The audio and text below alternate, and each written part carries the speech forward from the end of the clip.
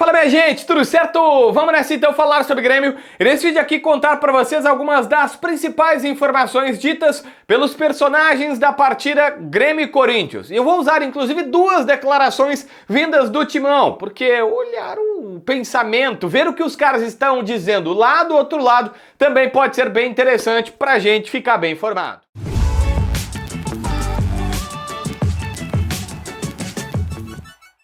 Gente, eu começo com o Jeromel, tá? O Jeromel falou na zona mista, ele normalmente é um cara de respostas muito simples, rápida e que não tem muitas informações, mas que basicamente o Jeromel falou, olha, os últimos resultados positivos pro Grêmio deram estabilidade para esse time para ele voltar a jogar. Um repórter pergunta pro Jeromel se o fato do Grêmio não ter arena tem impactado, se é isso que tá colaborando para a campanha, né? Principalmente ter dado essa instabilidade que ele falou, olha, com certeza tem alguma relação, mas também não é só isso.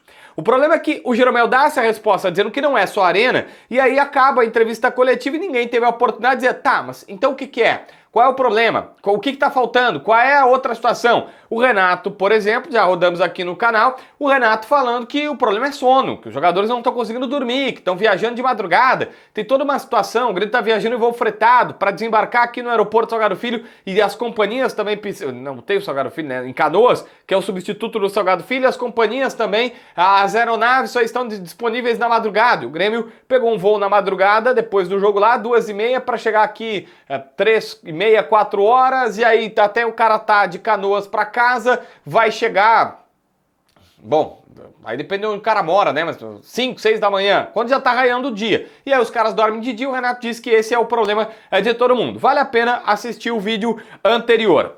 O João Pedro, o JP, lateral direito, conversou com a imprensa e disse, olha, foi um resultado importante e agora é resolver em casa. Ele considera que foi sim uma partida boa. Não vê problema em jogar com 3 zagueiros ou 2, né? Naquele esquema de 3 zagueiros ele é mais avançado, no esquema com 2 zagueiros ele e o Reinaldo tem que ser mais, vamos dizer assim, mais recuado. Ninguém falou muito sobre o Reinaldo, ninguém deu muita versão sobre isso, embora ele tenha errado, e tem um bastidor do vestiário que, quando todos os jogadores iam saindo depois do empate, todo mundo abraçava o Reinaldo na entrada pro vestiário e meio que dizia, cara, beleza, quase que dizendo assim, ó, jogamos por ti, hein, pra salvar a tua pele, quase que deu uma poteca lá e tal, né, ele deixou no gol que foi anulado e tal, enfim, tá todo mundo meio que tentando dar uma moral pro Reinaldo.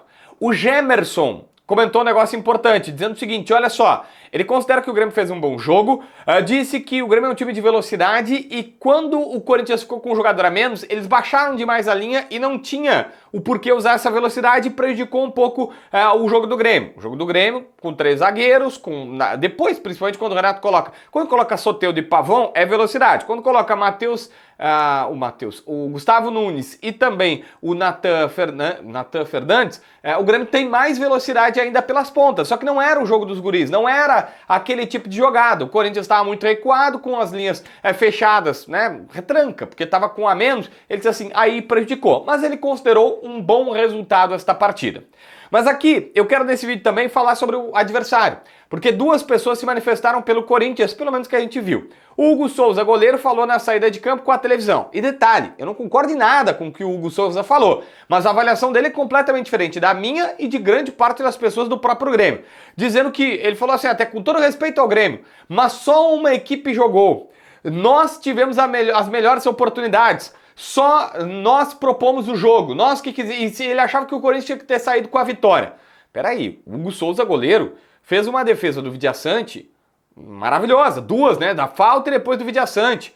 Ele recepcionou o chute do Arezzo, o Cristaldo também chutou fraco. Ele viu que o Grêmio criou oportunidades, que o Grêmio teve na cara, ele esteve cara a cara com os jogadores. É que ninguém tá ressaltando o Hugo Souza porque tá todo mundo dizendo, não é uma grande defesa do goleiro, a não ser a do Vidiaçante. Mas a do Cristaldo e a do Arezzo, todo mundo tá dizendo, pô, os jogadores que perderam, os jogadores que ratearam. Então assim, enfim, não concordo com o que o Hugo Souza falou, mas tá aqui registrado o que disseram no Corinthians. E eu achei também interessante colocar o que o Ramon Dias, técnico, que recém chegou lá e que já melhorou bastante as coisas por lá, todo mundo tá elogiando. O Corinthians antes tinha 2 problemas.